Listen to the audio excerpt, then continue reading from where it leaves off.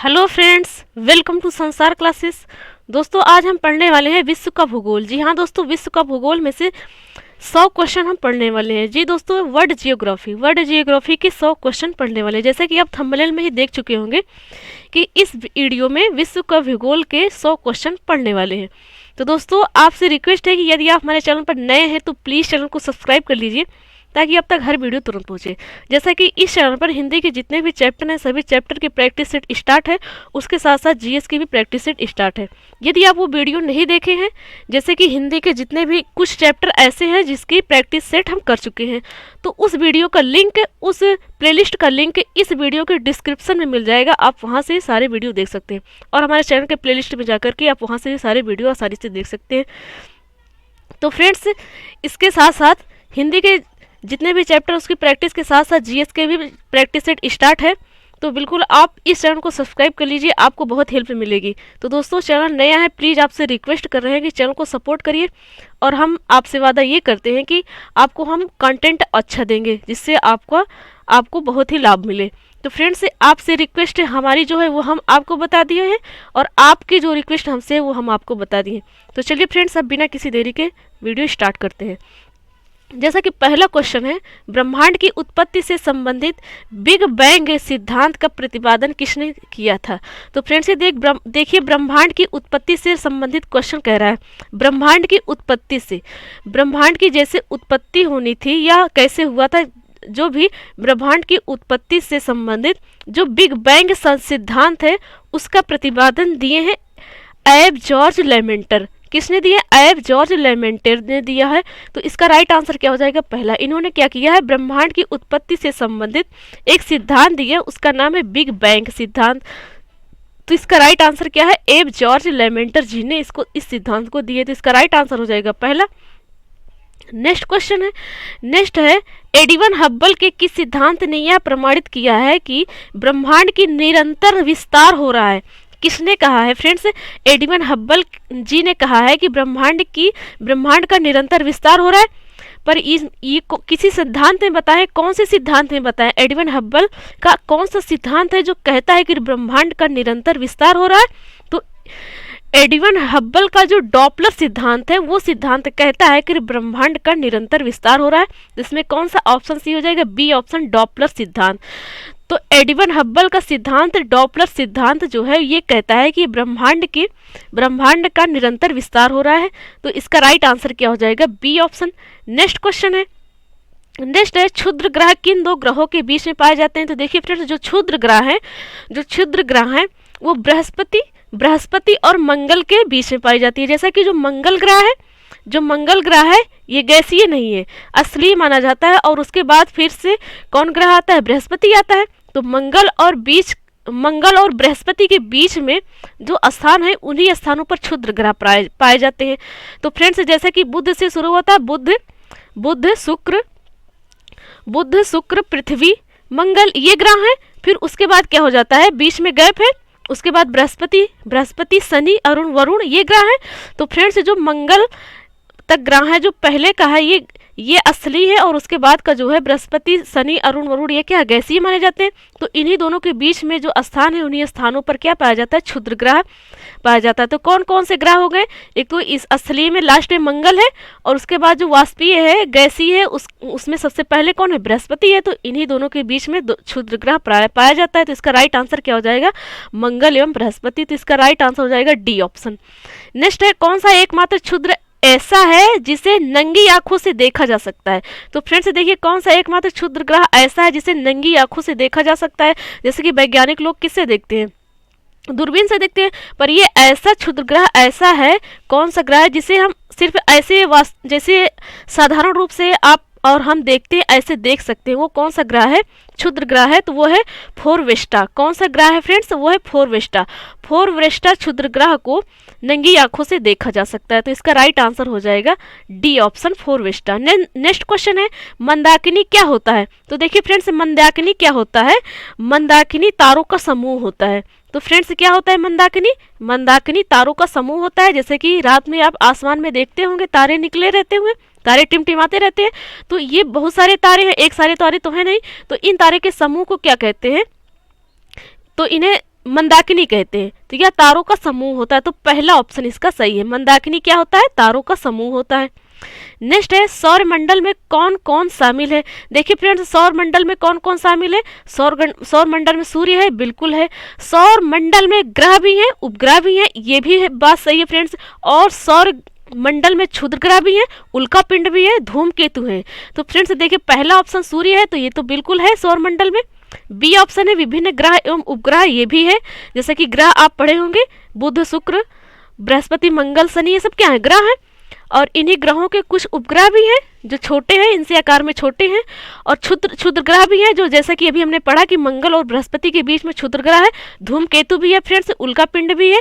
तो फ्रेंड्स ये सभी सौर मंडल में है। तो इसका राइट आंसर क्या हो जाएगा? डी ऑप्शन, उपरोक्त सभी। नेक्स्ट क्वेश्चन है सूर्य में ऊर्जा की उत्पत्ति का माध्यम क्या है। तो फ्रेंड्स जो सूर्य में ऊर्जा होती है, सूर्य में जो ऊर्जा निकलती है, उस उत्पत्ति का माध्यम क्या है फ्रेंड्स? उस उत्पत्ति का माध्यम है नाभिकीय संलयन। क्या है? जो सूर्य में ऊर्जा की उत्पत्ति है, उसका माध्यम है नाभिकीय संलयन। तो इसका राइट आंसर हो जाएगा नाभिकीय संलयन। नेक्स्ट क्वेश्चन है सूर्य की आयु लगभग कितने वर्ष है। तो सूर्य की आयु लगभग 5 बिलियन है। कितनी है फ्रेंड्स? लगभग 5 बिलियन है। लगभग में पूछा गया, तो फ्रेंड्स इसका राइट आंसर है 5 बिलियन। इसमें राइट आंसर हो जाएगा ए ऑप्शन। नेक्स्ट क्वेश्चन है सूर्य के प्रकाश को पृथ्वी तक पहुंचने में कितना समय लगता है। तो फ्रेंड्स सूर्य के प्रकाश को पृथ्वी तक पहुंचने में 8 मिनट 16 सेकंड का समय लगता है। कितना समय लगता है सूर्य के प्रकाश को पृथ्वी तक पहुंचने में?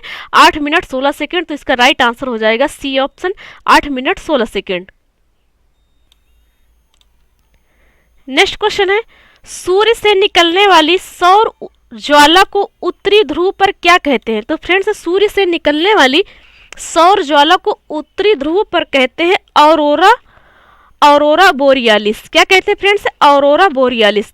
जो सूर्य से निकलने वाली सौर ज्वाला होती है, सूर्य तो आग का गोला है, तो उसमें से ज्वाला हमेशा निकलती रहती है। कैसी? आग का गोला है, तो उसमें क्या होता है कि हमेशा आग निकलती रहती है। तो जो सौर ज्वाला है, ज्वाला की तरह हमेशा आग निकलती रहती है सूर्य से, तो वो जो सौर ज्वाला है उत्तरी ध्रुव पर, उसको कहते हैं ऑरोरा बोरियालिस। देखिए फ्रेंड्स, क्वेश्चन को ध्यान से पढ़िएगा। आंसर जानने से पहले यदि आप क्वेश्चन को अच्छे से पढ़ते हैं तो उस क्वेश्चन का आंसर आपको तुरंत मिल जाएगा, यदि आप वो टॉपिक पढ़े हैं तब। पहली बात तो टॉपिक पढ़िए, उसके बाद जब क्वेश्चन उस टॉपिक तक का पढ़िए तो बहुत ध्यान से पढ़िए। क्वेश्चन क्या कह रहा है? सूर्य से निकलने वाली सौर ज्वाला, यहाँ तक तो बात क्लियर है। उसके बाद क्या कह रहा है? उत्तरी ध्रुव पर क्या कहते हैं। तो देखिए फ्रेंड्स, उत्तरी ध्रुव की बात कही गई है, ना कि पूरे वर्ल्ड में कही गई है, ना कि भारत में कही गई है, सिर्फ उत्तरी ध्रुव पर कहा गया। एक तो उत्तरी ध्रुव होता है, दूसरा दक्षिणी ध्रुव होता है।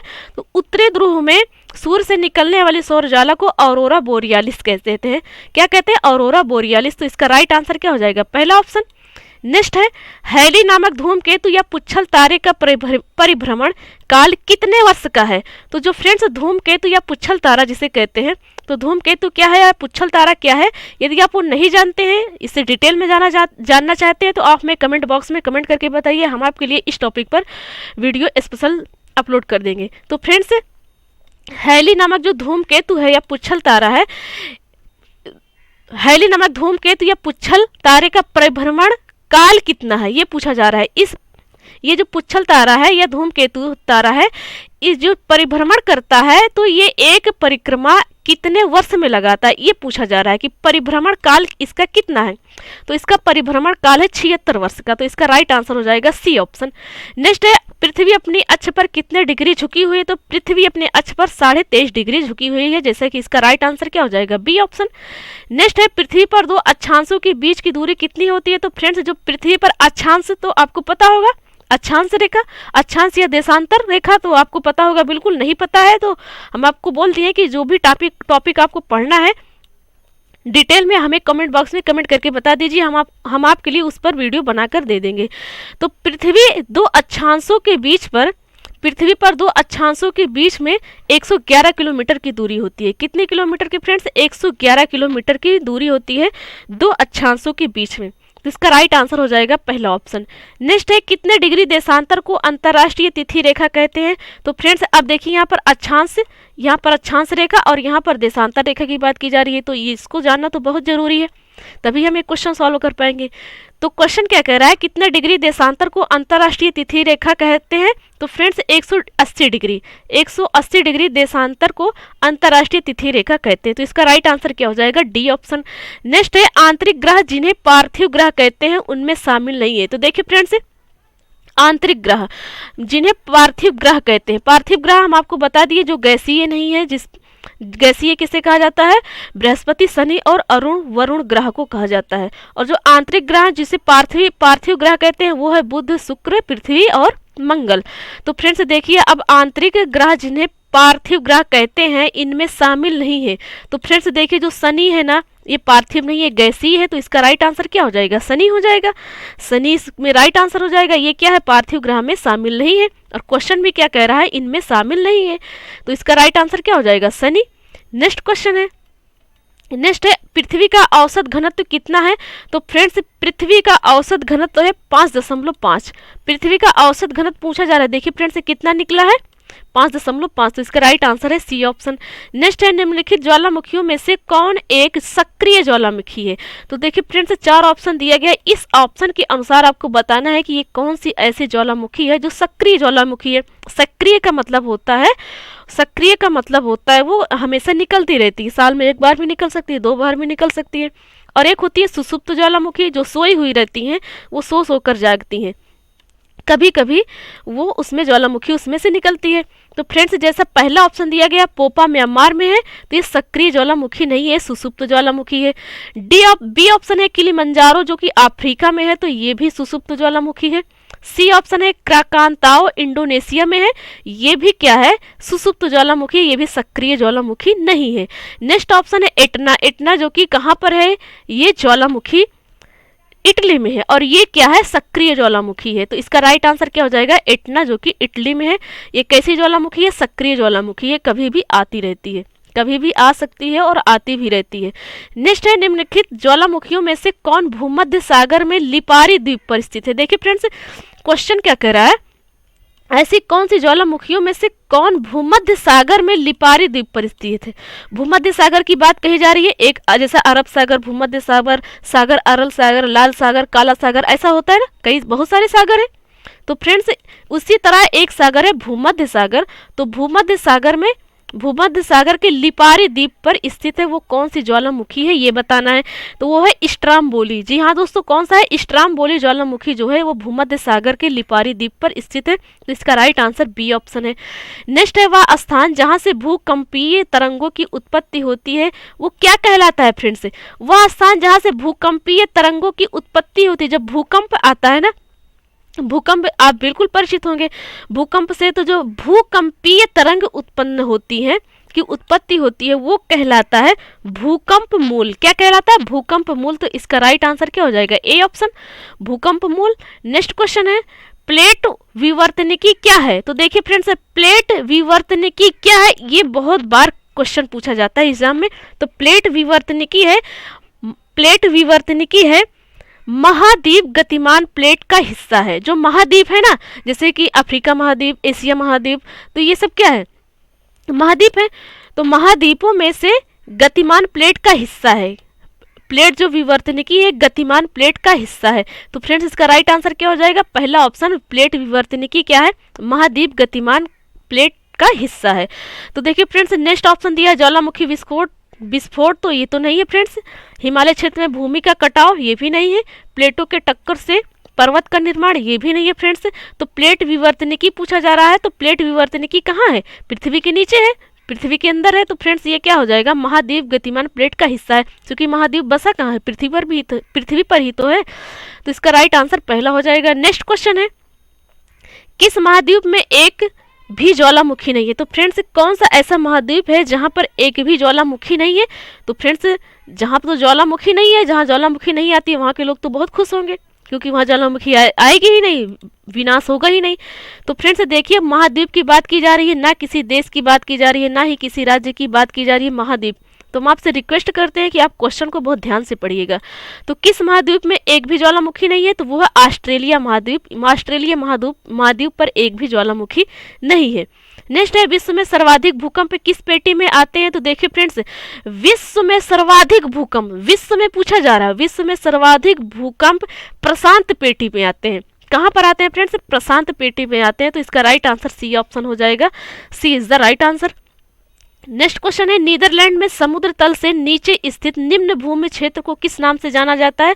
तो फ्रेंड्स देखिए, नीदरलैंड की बात की जा रही है कि नीदरलैंड में समुद्र तल से नीचे स्थित जो भूमि है उस क्षेत्र को क्या कहा जाता है? तो उस क्षेत्र को कहा जाता है पोल्डर। क्या कहा जाता है? पोल्डर। तो इसका सी ऑप्शन जो है राइट आंसर है, C is the right answer. Next question है भूमध्य रेखा से 5 डिग्री उत्तर एवं 5 डिग्री दक्षिण में स्थित दाब पेटी क्षेत्र को क्या कहा जाता है? तो देखिए फ्रेंड्स, भूमध्य रेखा पूछा जा रहा है। भूमध्य रेखा को विषुवत रेखा भी कहते हैं। तो भूमध्य रेखा से 5 डिग्री उत्तर में और 5 डिग्री दक्षिण में। 5 डिग्री उत्तर का मतलब हो गया कि कर्क रेखा की तरफ 5 डिग्री और 5 डिग्री दक्षिण का मतलब हो गया मकर रेखा की तरफ 5 डिग्री। तो क्या क्वेश्चन कह रहा है कि 5 डिग्री उत्तर 5 डिग्री दक्षिण में स्थित दाब पेटी क्षेत्र को क्या कहा जाता है? तो क्या कहा जाता है फ्रेंड्स? अश्व अक्षांश क्षेत्र कहा जाता है। क्या कहा जाता है? तो फ्रेंड्स अश्व अक्षांश क्षेत्र नहीं कहा जाता है, डोलड्रम क्षेत्र कहा जाता है। क्या कहा जाता है? डोलड्रम क्षेत्र कहा जाता है। भूमध्य रेखा यानी विषुवत रेखा, उसके उत्तर में 5 डिग्री और दक्षिण में भी 5 डिग्री का जो क्षेत्र है उन सबको डोलड्रम क्षेत्र कहा जाता है। तो इसका राइट आंसर क्या हो जाएगा? बी ऑप्शन राइट आंसर है। नेक्स्ट है उपोष्ण उच्च दाब पेटी को अन्य किस प्रचलित नाम से जाना जाता है? तो इसे अश्वक्षांश रेखा से जाना जाता है। इसे अश्वक्षांश क्षेत्र के नाम से जाना जाता है। किसे? उपोष्ण उच्च दाब पेटी को अश्व अक्षांश क्षेत्र के नाम से जाना जाता है। तो इसका राइट आंसर हो जाएगा पहला ऑप्शन। नेक्स्ट क्वेश्चन है उपध्रुवीय निम्न वायुदाब पेटी के निर्माण के लिए निम्नलिखित में कौन एक कारक जिम्मेदार है? देखिए फ्रेंड्स, उपध्रुवीय निम्न वायुदाब पेटी पूछा जा रहा है। तो उपध्रुवीय निम्न वायुदाब पेटी के लिए निर्माण के लिए कौन एक कारक जिम्मेदार है? तो फ्रेंड्स वो है घूर्णन गति। कौन है? घूर्णन गति। तो इसका राइट आंसर पहला ऑप्शन हो जाएगा। क्यों? क्योंकि पूछा जा रहा है कि उपध्रुवीय निम्न वायुदाब पेटी का निर्माण के लिए कौन सा एक कारक जिम्मेदार है? तो घूर्णन गति ही होगी। तो इसका राइट आंसर हो जाएगा पहला ऑप्शन। नेक्स्ट है किस बल के प्रभाव के कारण उत्तर गोलार्ध में पवनें दाईं ओर और दक्षिण गोलार्ध में बाईं ओर मुड़ जाती हैं? तो देखिए फ्रेंड्स, क्वेश्चन बहुत अच्छा है। क्वेश्चन क्या कह रहा है? किस बल के प्रभाव के कारण।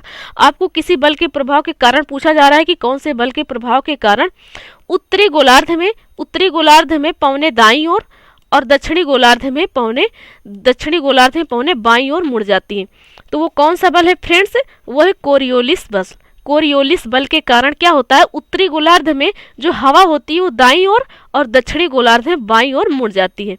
तो कौन सा बल है? कोरियोलिस बल। तो इसका राइट आंसर सी ऑप्शन हो जाएगा, कोरियोलिस बल। नेक्स्ट है कोरियोलिस बल द्वारा पवनों की दिशा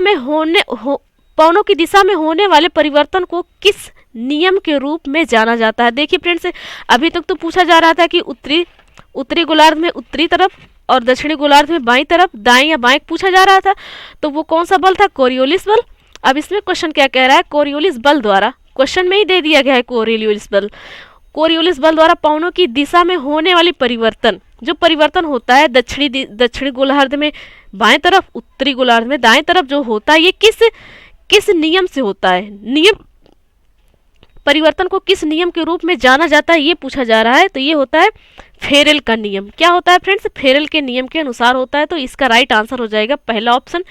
नेक्स्ट है वे पवनें जो सालों भर एक ही दिशा में प्रवाहित होती हैं एवं व्यापक भूभाग को प्रभावित करती हैं कहलाती हैं। क्या कहलाती है फ्रेंड्स? वे पवनें जो सालों भर एक ही दिशा में, एक वर्ष में क्या कहा जा रहा है? जैसे एक वर्ष बीत जाए और एक वर्ष में एक ही दिशा में प्रभावित होती है, मतलब एक ही दिशा में बह रही है एवं व्यापक भूभाग को प्रभावित करती है। तो फ्रेंड्स, एक ही दिशा में बह रही हैं तो एक ही दिशा में जितने भी देश आएंगे, जितने भी राज्य आएंगे, जितने भी गांव आएंगे, उसी को तो प्रभावित करेंगी। जैसे दक्षिण की ओर बह रही है तो दक्षिण में जितना भी पड़ेगा, गांव, शहर, देश, उन्हीं को तो प्रभावित करेगी। तो क्वेश्चन क्या कह रहा है? तो व्यापक भूभाग को प्रभावित करती हैं, तो वो क्या कहलाती हैं फ्रेंड्स? वो क्या कहलाती है? ग्रहीय पवनें। वो पवनें जो सालों भर एक ही दिशा में बहती रहती हैं वो ग्रहीय पवनें कहलाती हैं। इसका राइट आंसर हो जाएगा पहला option, A is the right answer. Next है, निम्न पवनों में से कौन एक ग्रहीय या अस्थायी पवन नहीं है? तो ये फ्रेंड्स कौन है? पर्वतीय पवनें हैं। पर्वतीय समीर या पवन या हवा, कुछ भी कहिए, एक ही बात है। तो फ्रेंड्स निम्न पवनों में से पर्वतीय पवन ऐसी है जो ग्रहीय पर्वत नहीं, ग्रहीय वायु या समीर नहीं है। तो फ्रेंड्स कौन सी? पर्वतीय समीर ये ग्रहीय पवन भी नहीं है और अस्थायी पवन भी नहीं है। कौन सी? ग्रहीय पर्वतीय समीर। नेक्स्ट क्वेश्चन है, किन अक्षांशों के मध्य अश्व अक्षांश का विस्तार मिलता है? तो फ्रेंड्स किस अक्षांशों के मध्य पूछा जा रहा है? तो किस अक्षांशों के मध्य? 20 डिग्री से लेकर 350 डिग्री अक्षांश के मध्य क्या होता है? अश्व अक्षांश का विस्तार होता है। कौन सा? 20 डिग्री से लेकर के 350 डिग्री के मध्य क्या होता है? अश्व अक्षांश होता है। तो इसका राइट आंसर डी ऑप्शन है। नेक्स्ट है, उपोष्ण उच्च वायुदाब कटिबंधों से उपध्रुवीय निम्न वायुदाब कटिबंधों की और प्रभावित होने वाली अस्थायी पवनें कहलाती हैं। देखिए फ्रेंड्स, उपोष्ण उच्च वायुदाब कटिबंधों से उपध्रुवीय निम्न वायुदाब कटिबंधों की और प्रवाहित होने वाली अस्थायी पवनें क्या कहलाती हैं? तो वो कहलाती हैं पछुआ पवनें। कौन सी पवनें? पछुआ पवनें। तो इसका राइट आंसर हो जाएगा बी ऑप्शन। तो फ्रेंड्स ये बात याद रखिएगा, उपोष्ण उच्च वायुदाब कटिबंध से पूछा जा रहा है और उसके बाद उपध्रुवीय निम्न वायुदाब कटिबंध से पूछा जा रहा है। तो इनके बीच जो प्रवाहित होने वाली अस्थायी हवाएं हैं वो पछुआ पवन कहलाती हैं।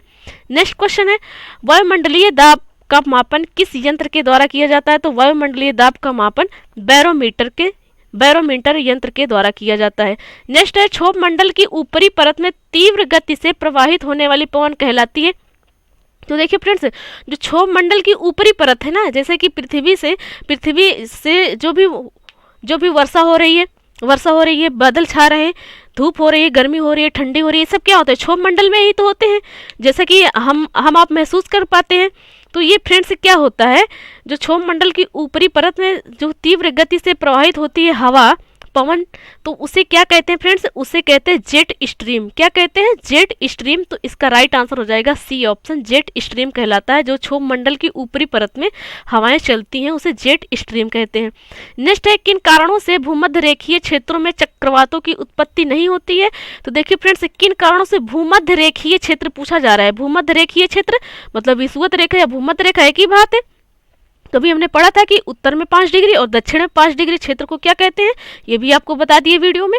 तो इसके बीच में भूमध्य रेखीय का जो क्षेत्र होता है इसमें चक्रवात की उत्पत्ति नहीं होती, चक्रवात नहीं आते। चक्रवात मतलब आप समझते हैं, खूब तेज हवा चलना, खूब तेज बारिश होना, बिजली का कड़कना, ये चक्रवात होता है।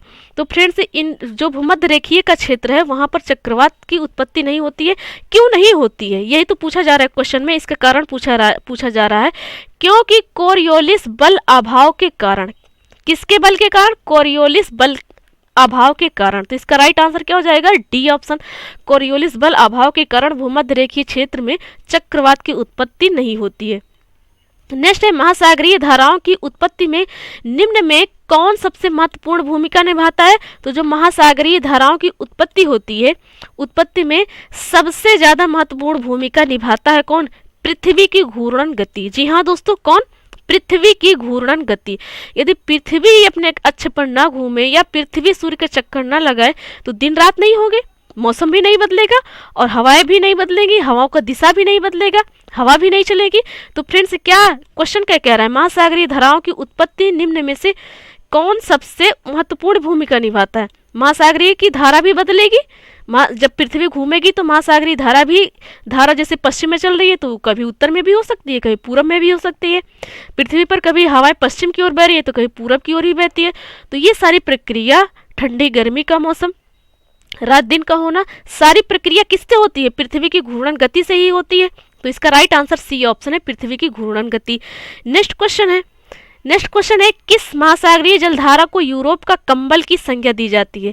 देखिए फ्रेंड्स, वो कौन सी महासागरीय जलधारा है जिसे यूरोप को क्या कहा जाता है? यूरोप का कंबल कहा जाता है, यूरोप का कंबल की संज्ञा दी जाती है। तो वो है फ्रेंड्स गल्फ स्ट्रीम जलधारा है। जो गल्फ स्ट्रीम जलधारा है इसे यूरोप का कंबल की संज्ञा दी जाती है, कि कहा जाता है कि ये यूरोप का कंबल आ गया। जिससे अब ठंडी नहीं लगेगी। तो फ्रेंड्स कौन सी महासागरीय जलधारा, ये गल्फ स्ट्रीम है। नेक्स्ट क्वेश्चन है निम्नलिखित में से कौन एक हिंद महासागर की ठंडी जलधारा है। तो हिंद महासागर की पूछी जा रही है फ्रेंड्स। महासागर तो कई सारे हैं, करीब 7 हैं। तो हिंद महासागर, प्रशांत महासागर, जैसा कि आपने पढ़े होंगे। तो यहाँ पर सिर्फ हिंद महासागर की बात की जा रही है कि हिंद महासागर की ठंडी जलधारा कौन सी है। तो वो है पश्चिम ऑस्ट्रेलिया जलधारा। कौन सी है? पश्चिम ऑस्ट्रेलिया जलधारा जो है हिंद महासागर की ठंडी जलधारा है। तो इसका राइट आंसर हो जाएगा C option. C is the right answer. Hind महासागर बिल्कुल अपने हिंदुस्तान से जुड़ा हुआ है।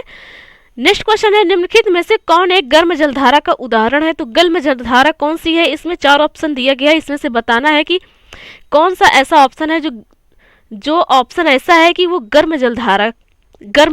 तो वो कौन सा है फ्रेंड्स? अलास्का जलधारा। जी हाँ दोस्तों, कौन सा जलधारा है? अलास्का जलधारा गर्म जलधारा है। नेक्स्ट क्वेश्चन है वायुमंडल में उपस्थित कार्बन डाइऑक्साइड गैस की मात्रा का अन्य गैसों की अपेक्षा कितना अनुपात है। तो फ्रेंड्स वायुमंडल में उपस्थित कार्बन डाइऑक्साइड मतलब CO2 गैस की मात्रा अन्य गैसों की अपेक्षा कितना अनुपात है। जितना अन्य गैसें हैं उसी तरह ये भी गैस है वायुमंडल में कार्बन डाइऑक्साइड। तो कार्बन डाइऑक्साइड का अनुपात पूछा जा रहा है। तो फ्रेंड्स वायुमंडल में कार्बन डाइऑक्साइड का अनुपात है 0.03%। कितना है? 0.03%। कुछ लोग तो जल्दी में 0.3% पर टिक कर देते हैं, पर फ्रेंड्स ये क्वेश्चन का आंसर आपका गलत हो गया। यदि आप 0.3% पर टिक करते हैं तब इसका राइट आंसर है 0.03%। तो इस क्वेश्चन का कौन सा आंसर सही है? बी ऑप्शन सही है। नेक्स्ट है कनाडा का कौन सा नगर गेहूं की मंडी के नाम के लिए विश्व प्रसिद्ध है। तो देखिए फ्रेंड्स कनाडा का कौन शहर है जो गेहूं की मंडी के लिए विश्व में प्रसिद्ध है। तो फ्रेंड्स कनाडा में सबसे ज़्यादा गेहूं होता है और कनाडा की जो मंडी है, गेहूं की मंडी है, ये सबसे फेमस है। तो कौन से शहर में है? नगर पूछा जा रहा है, कौन सा नगर है, कौन सा शहर है कनाडा का? तो वो है विनिपेग नहर में गेहूं की मंडी है कनाडा के विनिपेग नगर में। तो इसका राइट आंसर हो जाएगा सी ऑप्शन। नेक्स्ट है यूरोप में स्थित कॉकेसस राज्यों की श्रेणी में किसे शामिल नहीं किया गया। तो फ्रेंड्स यूरोप की बात की जा रही है। यूरोप में जो स्थित है काकेसस राज्यों की श्रेणी में किसे शामिल नहीं किया गया। तो काकेसस को किस राज्य में शामिल नहीं किया गया है। तो फ्रेंड्स वो है लाटविया राज्य ऐसा है यूरोप का जिसमें काकेसस राज्य की श्रेणी शामिल नहीं है। नेक्स्ट है निम्नलिखित में से किस देश को दक्षिण का ब्रिटेन कहा जाता है। तो दक्षिण का ब्रिटेन पूछ लिया। देखिए फ्रेंड्स किस देश को, जैसे वर्ल्ड ज्योग्राफी हम पढ़ रहे हैं तो वर्ल्ड लेवल पर बात करेंगे ना। तो आप ये मत दिमाग में लाइएगा कि दक्षिण का ब्रिटेन पूछ लिया तो अपने इंडिया में साउथ इंडियन की बात हो रही है, दक्षिण भारत की बात हो रही है। तो नहीं फ्रेंड्स, हम वर्ल्ड ज्योग्राफी पढ़ रहे हैं तो पूरे वर्ल्ड का मैप जो है हमारे माइंड में आना चाहिए कि दक्षिण का ब्रिटेन किसे कहा जाता है। तो तुरंत माइंड में आ जाना चाहिए वर्ल्ड का मैप। तो दक्षिण का ब्रिटेन कहा जाता है न्यूजीलैंड को। तो देखिए फ्रेंड्स जो न्यूजीलैंड है वो बिल्कुल अपने दक्षिण में है। वर्ल्ड में किस दिशा में है? दक्षिण में है। तो इसीलिए दक्षिण का ब्रिटेन न्यूजीलैंड को कहा जाता है। तो इसका डी ऑप्शन जो है वो सही है। नेक्स्ट क्वेश्चन है यूरोप के किस देश का भौगोलिक उपनाम प्ले ग्राउंड ऑफ यूरोप है। यूरोप के पूछा जा रहा है फ्रेंड्स, यूरोप के किस देश को भौगोलिक उपनाम मतलब उपनाम उसका भी है एक, क्या है, एक दूसरा नाम है प्ले ग्राउंड ऑफ यूरोप। किस देश को कहा जाता है फ्रेंड्स? तो यूरोप का कोई देश है, वो कौन सा देश है? स्विट्जरलैंड है। जी हाँ दोस्तों, बहुत फेमस देश है जो कि स्विट्जरलैंड को प्ले ग्राउंड ऑफ यूरोप के नाम से भी जाना जाता है।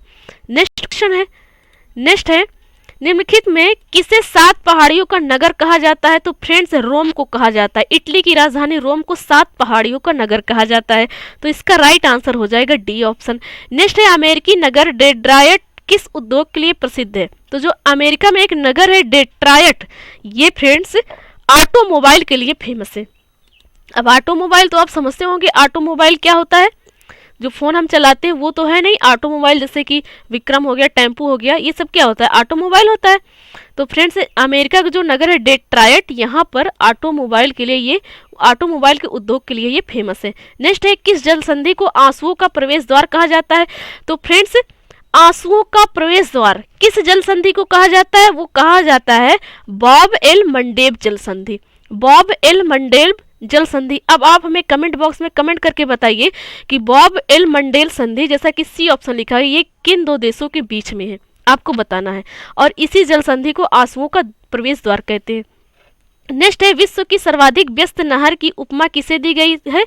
तो व्यस्त नहर कौन सी है फ्रेंड्स? व्यस्त नहर है कील नहर। विश्व की सर्वाधिक व्यस्त नहर कौन सी है? कील नहर है। तो इसका डी ऑप्शन सही हो जाएगा, D is the right answer. Next है, किस कैरेबियन द्वीपीय देश को एंटी लीच का मोती कहा जाता है? तो एंटी लीच का मोती कौन सा ऐसा कैरेबियन द्वीपीय है? द्वीपीय देश की बात की जा रही है फ्रेंड्स। द्वीपीय मतलब क्या होता है, प्रायद्वीपीय मतलब क्या होता है, ये आप हमें कमेंट बॉक्स में कमेंट करके बताइए, हम आपको बताएंगे। यदि आपको पता है तो आप भी बता सकते हैं। तो फ्रेंड्स, कौन सा ऐसा कैरेबियन द्वीपीय देश है जिसे एंटी लीच का मोती कहा जाता है? तो वो है फ्रेंड्स क्यूबा। क्यूबा को एंटी लीच का मोती कहा जाता है। तो इसका सी ऑप्शन सही है। नेक्स्ट है, अमेरिका के पश्चिमी तट पर स्थित सिएटल नगर किस उद्योग के लिए फेमस है? तो फेमस है फ्रेंड्स वायुयान उद्योग के लिए। किसके लिए? वायुयान उद्योग के लिए अमेरिका का जो पश्चिमी तट है, पश्चिमी तट पर स्थित है सिएटल नगर। सिएटल नगर वायुयान उद्योग के लिए फेमस है। नेक्स्ट क्वेश्चन है, हिंद महासागर का मोती किस देश का भौगोलिक उपनाम है? तो देखिए फ्रेंड्स, हिंद महासागर का मोती किस देश को कहा जाता है? तो हिंद महासागर का मोती श्रीलंका को कहा जाता है। किसे कहा जाता है? श्रीलंका को कहा जाता है। तो इसका राइट आंसर ए ऑप्शन है।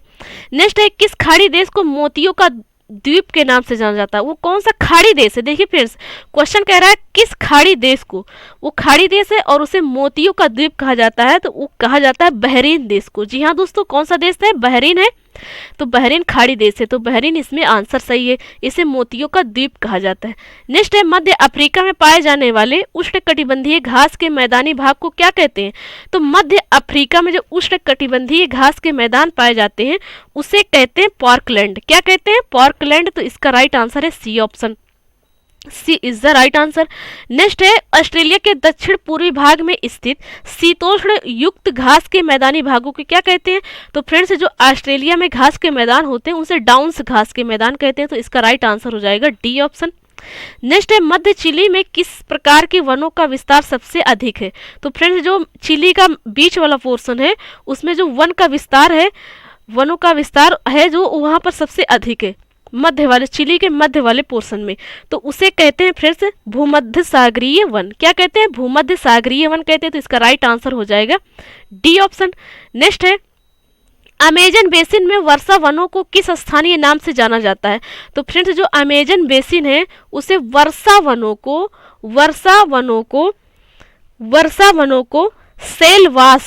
सेलवास नाम से जाना जाता है। जो अमेजन बेसिन में वर्षा वन है, जहाँ पर वर्षा होती है जिस वन में, उसे सेलवास वहाँ के नाम से जाने जाते हैं। सेलवास इसका स्थानीय नाम है। जहाँ पर अमेजन बेसिन है, अमेजन बेसिन में वर्षा का जो वन है, जहाँ पर वन है और वन जहाँ रहता है वहीं पर ज़्यादा बारिश होती है, तो वहाँ पर बारिश होती है बहुत, और उसे सेलवास के नाम से जाने जाते हैं। नेक्स्ट है, सहारा रेगिस्तान में पाई जाने वाली कौन सी जनजाति विदेश मूल की जानी जाती है? तो कौन सी जनजाति है फ्रेंड्स? तुआरेग ये है जनजाति जो कि ये विदेश मूल की मानी जाती है। नेक्स्ट है, अफ्रीका के पूर्वी भाग में स्थित किलिमंजारो पर्वत के पूर्वी ढलानों के सहारे किस जनजाति द्वारा कहवा की खेती की जाती है? तो फ्रेंड्स, किस जनजाति के द्वारा? छग्गा जनजाति के द्वारा। तो इसका राइट आंसर है बी ऑप्शन। देखिए फ्रेंड्स, अफ्रीका के पूर्वी भाग में कौन सी खेती की जा रही है फ्रेंड्स? कौन सी खेती की जा रही है? कहवा की खेती की जा रही है। कहवा की खेती और किलिमंजारो पर्वत पर। तो फ्रेंड्स, क्वेश्चन से भी हमें कई सारी बातें पता चल जाती है और आंसर तो उसका पता ही चल जाता है। तो फ्रेंड्स, कौन सी जनजाति है? छग्गा जनजाति है। नेक्स्ट है, ऑस्ट्रेलियाई मूल निवासी एर्बोजिन्स देश के किस भाग में निवास करते हैं? तो जो ऑस्ट्रेलियाई के मूल निवासी हैं एर्बोजिन्स, कौन सी जनजाति? एर्बोजिन्स देश के किस भाग में निवास करते हैं? तो वो देश के पश्चिमी ऑस्ट्रेलिया में निवास करते हैं। इसका राइट आंसर क्या हो जाएगा? पश्चिमी ऑस्ट्रेलिया। तो इसका राइट आंसर क्या हो जाएगा? D option. नेक्स्ट है, माओरी जनजाति के लोग किस देश के मूल निवासी माने जाते हैं? तो माओरी जनजाति के माओरी जनजाति के लोग हैं वो न्यूजीलैंड देश के मूल निवासी हैं। तो इसका राइट आंसर हो जाएगा B option, New Zealand. Next question है, सेमांग एवं सेकाई निम्नलिखित में से किस देश के मूल निवासी माने जाते हैं? तो ये माने जाते हैं फ्रेंड्स ये माने जाते हैं मलेशिया के। कहाँ के माने जाते हैं फ्रेंड्स? मलेशिया के। तो इसका राइट आंसर हो जाएगा बी ऑप्शन। नेक्स्ट है यूरोपीय महाद्वीप की सबसे लंबी नदी कौन सी है? तो यूरोपीय महाद्वीप की पूछी जा रही है, तो फ्रेंड्स यूरोपीय महाद्वीप की सबसे लंबी नदी है वोल्गा नदी। वोल्गा नदी, तो इसमें बी ऑप्शन सही है। नेक्स्ट है स्वेज नहर के दक्षिणी छोर पर स्थित बंदरगाह नगर निम्नलिखित में कौन है? तो जो स्वेज नहर है उसके दक्षिण छोर पर जो स्थित बंदरगाह है, बंदरगाह नगर है, वो है फ्रेंड्स पोर्ट स्वेज। कौन है? पोर्ट स्वेज, जैसा कि ए ऑप्शन इसका राइट आंसर है। नेक्स्ट है स्वेज नहर किन दो सागरों को आपस में जोड़ती है? तो स्वेज नहर किन दो सागरों को जोड़ती है? भूमध्य सागर और लाल सागर को। तो इसका राइट आंसर हो जाएगा बी ऑप्शन। नेक्स्ट क्वेश्चन है फ्रांस की राजधानी पेरिस किस नदी के किनारे स्थित है? तो ये सीन नदी के किनारे स्थित है। सीन नदी के किनारे स्थित है फ्रांस की राजधानी पेरिस। नेक्स्ट है मध्य एशिया की दो प्रमुख नदियां आमू दरिया और सिर दरिया अपना जल कहाँ गिराती हैं? बहुत अच्छा क्वेश्चन आ गया फ्रेंड्स। देखिए मध्य एशिया की बात की जा रही है। मध्य एशिया की दो प्रमुख नदी हैं आमू दरिया और सिर दरिया, ये अपना जल कहाँ गिराती हैं? तो फ्रेंड्स ये अपना जल गिराती हैं अरल सागर में। कहाँ पर? अरल सागर। तो इसका राइट आंसर हो जाएगा सी ऑप्शन। नेक्स्ट है पनामा नहर किस देश का आधिपत्य है? तो पनामा नहर है फ्रेंड्स पनामा देश का, पनामा देश का। तो इसका राइट आंसर हो जाएगा सी ऑप्शन। नेक्स्ट है आर्थिक दृष्टि से विश्व की सर्वाधिक व्यस्ततम नदी की संज्ञा किसे दी जाती है? तो सबसे व्यस्त नदी कौन सी है? आर्थिक दृष्टि से विश्व की सर्वाधिक व्यस्ततम नदी। क्वेश्चन को इसी तरह फ्लो के साथ पढ़ना है फ्रेंड्स, जैसे कि हम पढ़ रहे हैं, इसी तरह ध्यान से पढ़ना है और इतने फ्लो के साथ पढ़ना है, आंसर जरूर आ जाएगा यदि आप वो टॉपिक पढ़े हैं तब। तो फ्रेंड्स इस क्वेश्चन का आंसर क्या हो जाएगा? राइन नदी। राइन नदी क्या आर्थिक दृष्टि से विश्व की सर्वाधिक व्यस्ततम नदी है? तो इसका राइट आंसर क्या हो जाएगा? बी ऑप्शन राइन नदी। नेक्स्ट है किस दक्षिण एशियाई देश को लैंड ऑफ थंडरबोल्ट के नाम से जाना जाता है? तो दक्षिण एशियाई देश है वो, एशिया का है, एशिया महाद्वीप का है, पर एशिया में भी दक्षिण देश, दक्षिण दिशा का देश है, तो उसे लैंड ऑफ थंडरबोल्ट के नाम से जाना जाता है। तो वो कौन सा देश है फ्रेंड्स? भूटान है। तो भूटान है। नेक्स्ट क्वेश्चन है संसार का रोटी भंडार, संसार का रोटी भंडार किस गेहूं उत्पादन क्षेत्र के लिए प्रयुक्त किया जाता है? तो ये किया जाता है फ्रेंड्स प्रेयरीज क्षेत्र को, प्रेयरीज क्षेत्र। इसमें राइट आंसर हो जाएगा सी ऑप्शन। ये संसार का रोटी का भंडार है, एक गेहूं उत्पादन क्षेत्र के लिए प्रयुक्त किया जाता है। नेक्स्ट है अफ्रीका महाद्वीपीय में प्रवाहित होने वाली कौन एक नदी मकर रेखा को 2 बार काटती है? तो मकर रेखा, मकर रेखा को 2 बार काटती है, वो कौन सी नदी है फ्रेंड्स? वो है लिम्पोपो नदी। कौन सी नदी है? लिम्पोपो नदी। तो इसका राइट आंसर हो जाएगा डी ऑप्शन। जैसे कि आपको पता चल गया होगा कि ये अफ्रीका महाद्वीप में ही पड़ेगी।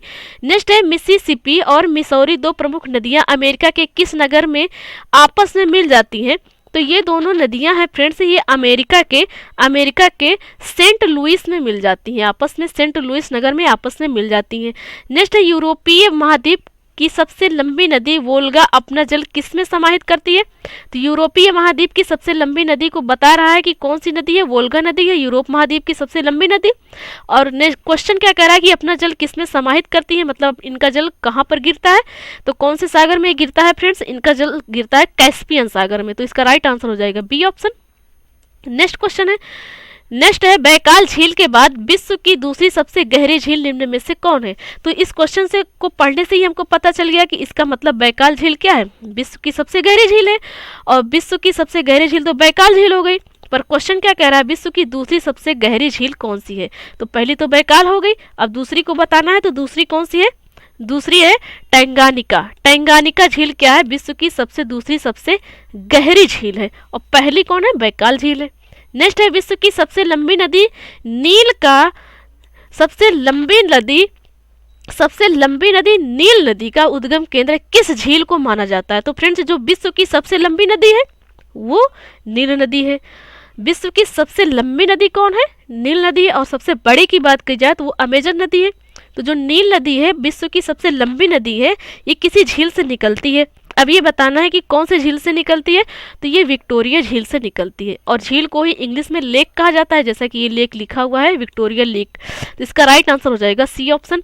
नेक्स्ट है शिकागो किस झील के किनारे स्थित है? तो देखिए फ्रेंड्स शिकागो है मिशिगन नदी के किनारे, शिकागो मिशिगन झील के किनारे स्थित है। शिकागो एक शहर है, शिकागो शहर है, ये मिशिगन झील के किनारे पर स्थित है। नेक्स्ट है मीठे पानी की सबसे बड़ी झील निम्नलिखित में से कौन है?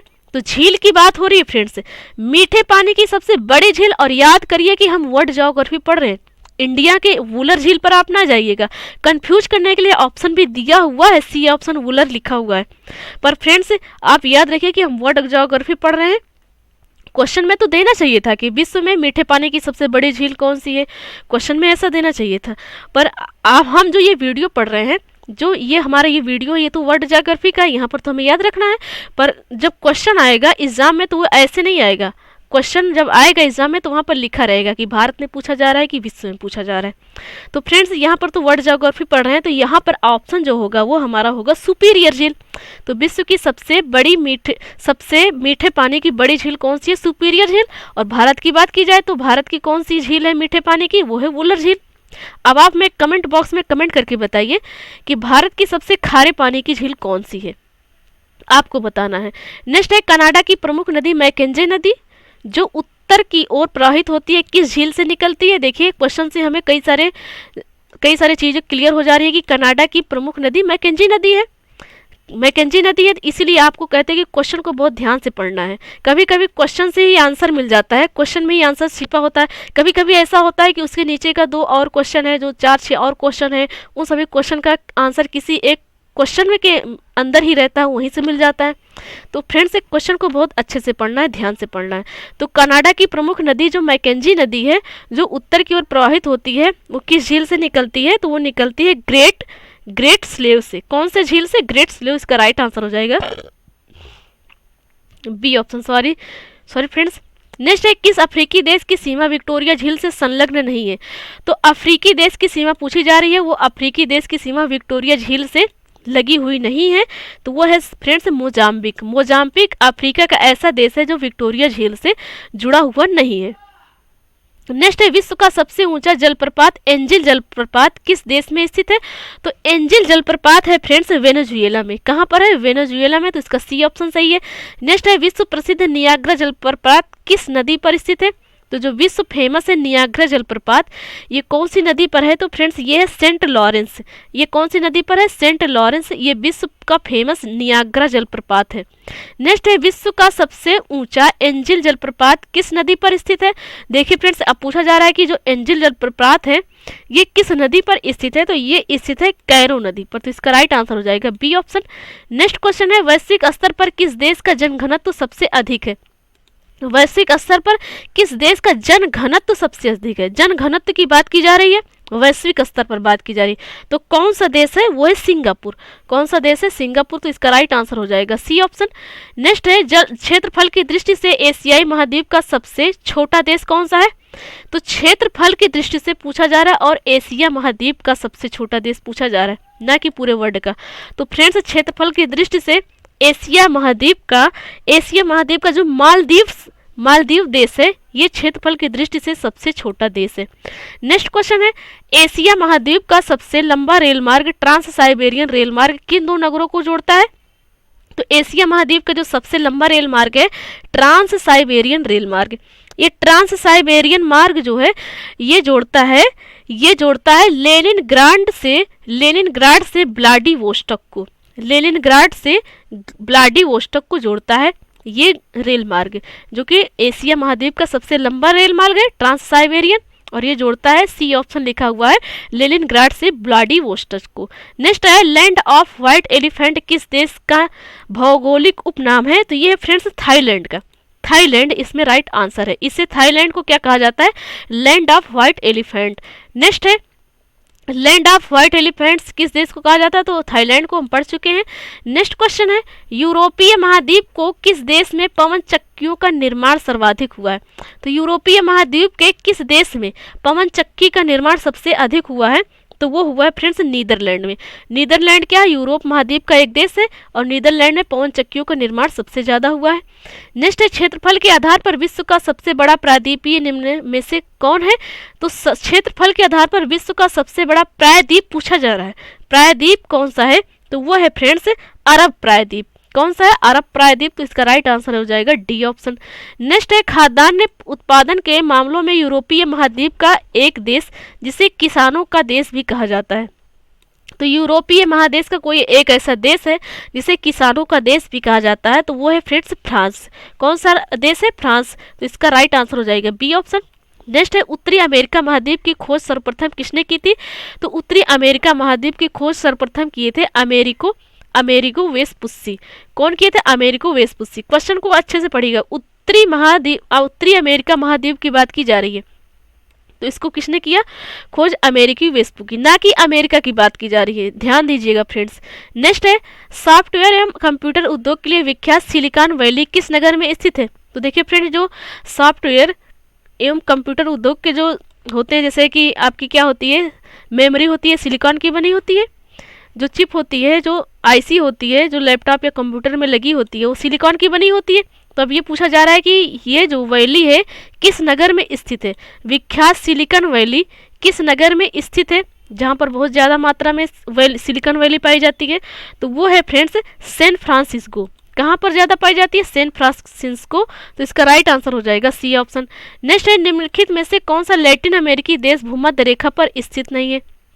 तो बताना है फ्रेंड्स वो कौन सा लैटिन अमेरिकी देश है जो भूमध्य रेखा पर स्थित नहीं है? तो वो है फ्रेंड्स पराग्वे। कौन है? पराग्वे। तो इसका राइट आंसर हो जाएगा D option Paraguay. Next question है हॉर्न ऑफ अफ्रीका में कौन एक देश शामिल नहीं है? तो वो देश है फ्रेंड्स दक्षिणी सूडान। दक्षिणी सूडान क्या है? हॉर्न ऑफ अफ्रीका में शामिल नहीं है। नेक्स्ट है अफ्रीका महाद्वीप में सर्वाधिक जल विद्युत उत्पादित करने वाली परियोजना करीबा बांध परियोजना किस नदी पर स्थित है? तो फ्रेंड्स देखिए, ये अफ्रीका महाद्वीप में सर्वाधिक जल विद्युत उत्पादन करती है कौन? करीबा बांध परियोजना। तो ये कौन सी नदी पर स्थित है? तो ये है फ्रेंड्स, ये है जाम्बेजी नदी पर। तो इसका राइट आंसर हो जाएगा बी ऑप्शन। नेक्स्ट है दक्षिण अफ्रीका के किस नगर को स्वर्ण नगरी के नाम से जाना जाता है? तो दक्षिण अफ्रीका के जोहान्सबर्ग को स्वर्ण नगरी के नाम से जाना जाता है। किसको? जोहान्सबर्ग को। तो इसका राइट आंसर हो जाएगा बी ऑप्शन। नेक्स्ट है ऑस्ट्रेलिया महाद्वीप का सबसे लंबा रेल मार्ग ट्रांस कॉन्टिनेंटल किन दो नगरों को जोड़ता है? तो ये जोड़ता है फ्रेंड्स पर्थ से सिडनी को। किसको? पर्थ से सिडनी को। ऑस्ट्रेलिया महाद्वीप में सबसे लंबा रेल मार्ग जो है वह ट्रांस कॉन्टिनेंटल, ये पर्थ से सिडनी को जोड़ता है, जैसा कि सी ऑप्शन लिखा हुआ है। नेक्स्ट है अंटार्कटिका महाद्वीप को गतिशील महाद्वीप भी कहा जाता है क्योंकि शीत एवं ग्रीष्म ऋतु में इसके आकार बदलते रहते हैं। जी हाँ दोस्तों, अंटार्कटिका महाद्वीप को गतिशील माना जाता है। क्यों? ऐसा नहीं कहा जाता कि अंटार्कटिका में जीवन संभव नहीं है, पर इसको गतिशील माना जाता है क्योंकि जो जैसे गर्मी का मौसम होता है या ठंडी का मौसम होता है, तो उसका आकार बदल जाता है, बदलता रहता है गर्मी और ठंडी में, मतलब शीत और ऋतु में। तो इसका राइट आंसर हो जाएगा बी ऑप्शन। इसमें राइट हो जाएगा। नेक्स्ट है अंटार्कटिका महाद्वीप में भारत ने अपना पहला शोध केंद्र दक्षिण गंगोत्री कब स्थापित किया? तो अंटार्कटिका जो महाद्वीप है, इसमें भारत ने अपना पहला शोध केंद्र दक्षिण गंगोत्री के नाम से स्थापित किया है। तो दक्षिण गंगोत्री को अंटार्कटिका महाद्वीप में भारत ने कब किया? 1981 ईस्वी में स्थापित किया। तो इसका राइट आंसर हो जाएगा बी ऑप्शन 1981। तो फ्रेंड्स ये वर्ल्ड ज्योग्राफी के 100 क्वेश्चन थे जिन्हें हम बहुत अच्छे से पढ़ लिए। तो फ्रेंड्स आशा करते हैं आपको वीडियो अच्छा लगी होगी। यदि ये वीडियो अच्छा लगी तो प्लीज़ वीडियो को लाइक करें और दोस्तों में शेयर करें। आपसे रिक्वेस्ट है कि प्लीज़ चैनल पर नए हैं तो चैनल को सब्सक्राइब जरूर करें। Thanks for watching and awesome day.